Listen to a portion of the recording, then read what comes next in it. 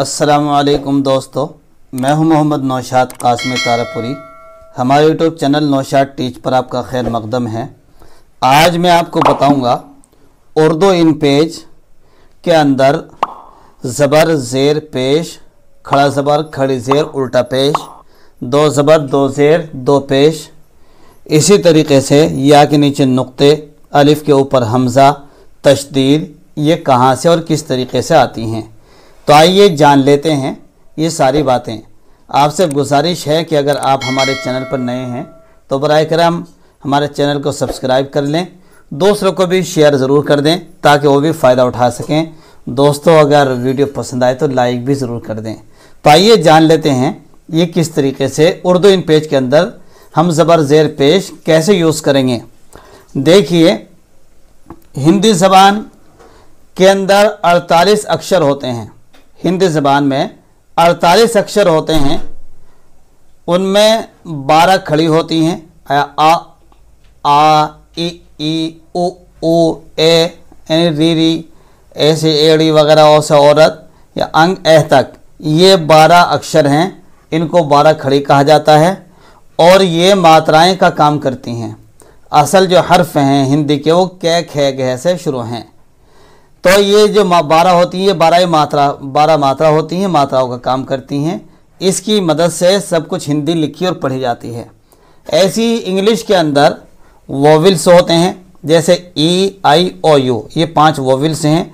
इनके ज़रिए से हिंदी को हम पढ़ते हैं और लिखते हैं और इन्हीं की मदद से हम ज़बर ज़ेर पेश, ऊपर को आवाज़ चढ़ानी, नीचे को गिरानी या बराबर चलना, ये होता है।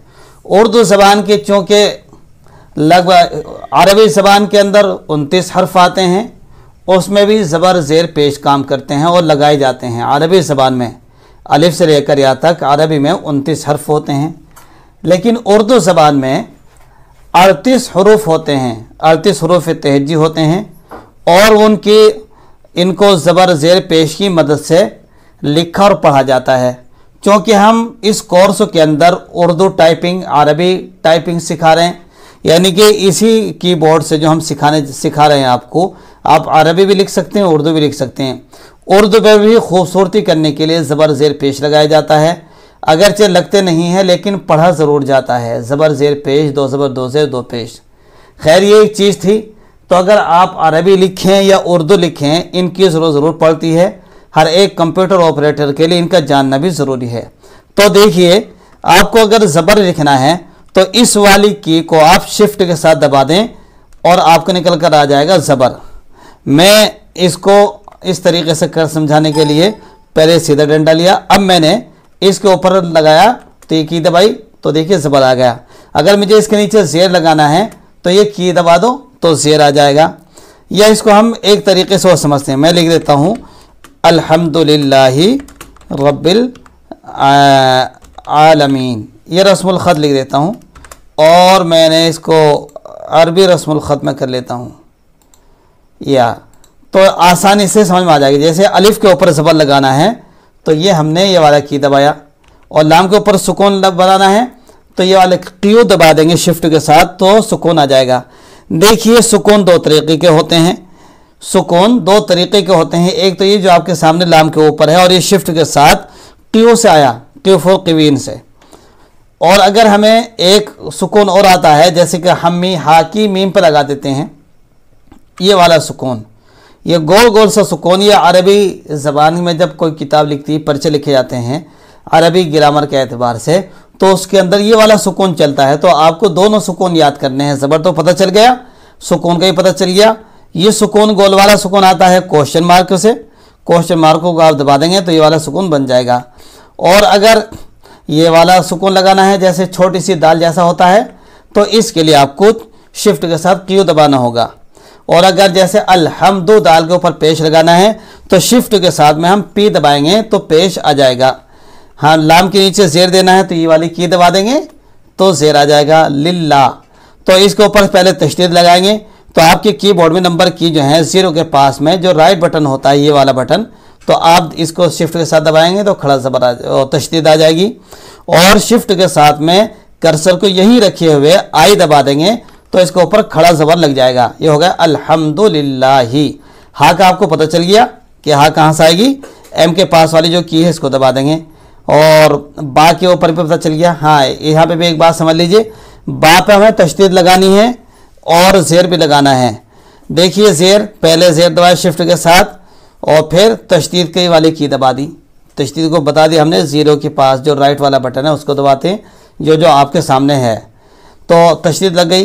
कभी बाज़ किताबों के अंदर जब अरबी की किताबें लिखी जाती हैं तो तशदीद के नीचे ही ज़ेर लगाते हैं।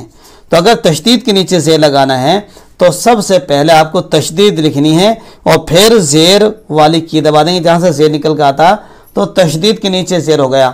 तशदीद के नीचे ज़ेर होने का मतलब है यानी हर्फ के नीचे ज़ेर होना, और अगर तशदीद के ऊपर हमने ज़बर लगाया तो ये ज़बर ही माना जाएगा, इसमें कोई वही नहीं है। तो ये बात भी आप समझ गए होंगे, अरबी का उसूल भी समझ गए होंगे। और रब्बिल आलमीन के ऊपर सुकून दो जगह से आता है, वो आपको बता दिया। आलमीन की आइन पर खड़ा ज़बर आना है तो शिफ्ट के साथ में आप क्या दबाएंगे, आई दबा देंगे। आलमीन, मीम के नीचे ज़ेर आ गया, इसके नीचे भी आ गया, और नून ज़बरना आलमीना। इतनी बात आपकी समझ में आ गई होगी। तो आपको पता चल गया ज़बर, ज़ेर, पेश और तशदीद कहाँ से आती है। अब समझ लेते हैं, हम समझा देते हैं दो ज़बर, दो ज़ेर, दो पेश कहाँ से आएंगे।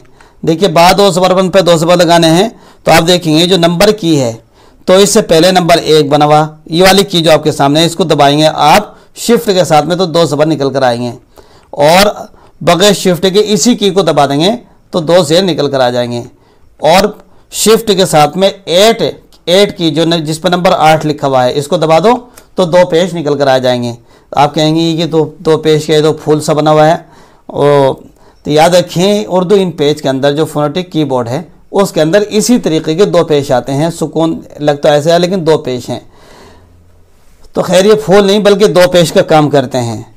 उर्दू इन पेज में कुछ ऐसी कमज़ोरी हैं, कमियां हैं जिसमें हम जुगाड़ से काम चलाते हैं। ये समझ लो एक जुगाड़ ये है, ये दो पेश ही।